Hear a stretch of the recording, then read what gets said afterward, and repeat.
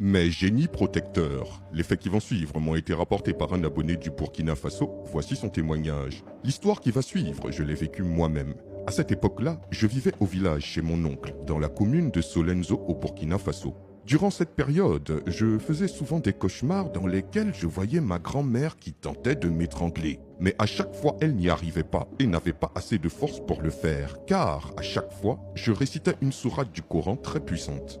Le lendemain matin, quand je me réveillais et voyais ma grand-mère, dans la vraie vie, elle m'insultait tout le temps sans raison. Quelques mois passèrent et je commençais à développer des pouvoirs mystiques sans m'en rendre compte. Un jour, alors que je travaillais au champ, j'ai eu une forte migraine. Je suis alors allé m'allonger sous un arbre. J'ai alors fait un rêve dans lequel j'ai vu 7 personnes qui m'entouraient, 4 femmes et 3 hommes.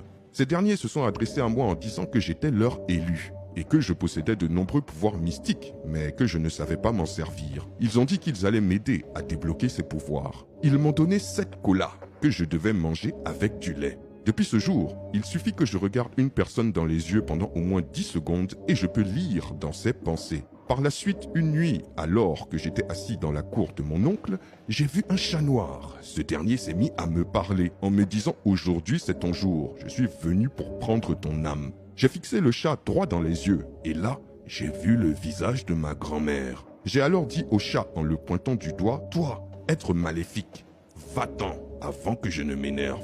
À peine avais-je prononcé ces paroles que le chat a soudainement pris feu et s'est enfui en hurlant. Le lendemain matin, mon oncle m'a annoncé que ma grand-mère était morte. La nuit du même jour, j'ai fait un rêve où j'ai encore vu ces 7 personnes qui m'ont révélé qu'ils étaient mes génies protecteurs et que c'est eux qui avaient mis feu au chat et que ma grand-mère faisait partie d'une confrérie de sorciers qui voulaient me sacrifier. Ils m'ont dit qu'ils seraient toujours là pour moi et que je n'avais rien à craindre. Depuis le décès de ma grand-mère, toutes les vieilles du village ont peur de moi. Tu as besoin de contenu audio ou vidéo personnalisé, d'une formation pour monter et réaliser des vidéos similaires aux miennes, de faire des publicités sur mes réseaux.